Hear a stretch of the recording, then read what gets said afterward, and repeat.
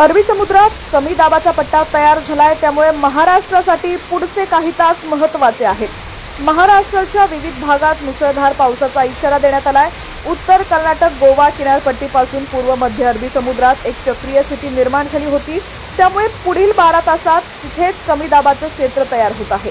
पुढील 36 तासात उत्तरेकडे सरकत ते आणखी तीव्र होण्याची शक्यता आहे, त्यामुळे कोकण, मध्य महाराष्ट्रातील घाट परिसरात मेघगर्जनांसह मुसळधार पावसाची शक्यता मुंबई प्रादेशिक हवामान केंद्राच्या प्रमुख शुभांगी भुते यांनी वर्तवलेली आहे।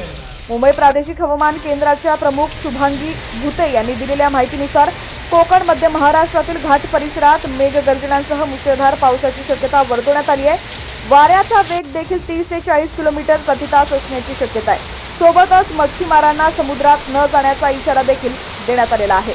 दरम्यान कुठे ऑरेंज तर कुठे येलो अलर्ट जारी करण्यात आलाय ते देखील आज आपण या व्हिडिओच्या माध्यमातून पाहूयात।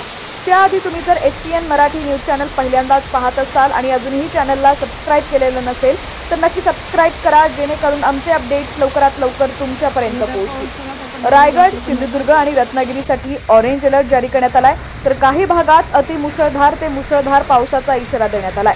काही भागात 100 मिलीमीटरहून अधिक पावसाची शक्यता हवामान विभागाने वर्तवली आहे। मेघगर्जनांसह पावसासोबतच वाऱ्याचा वेग देखील 50 ते 60 किलोमीटर प्रति तास राहण्याचा इशारा हवामान विभागाने दिलाय।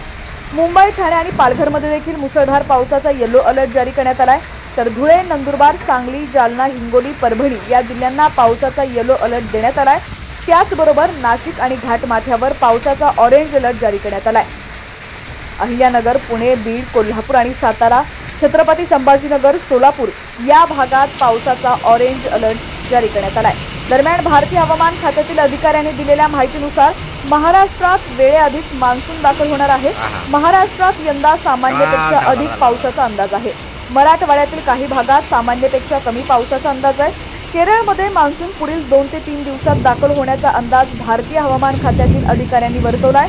राज्यस्तरीय खरीप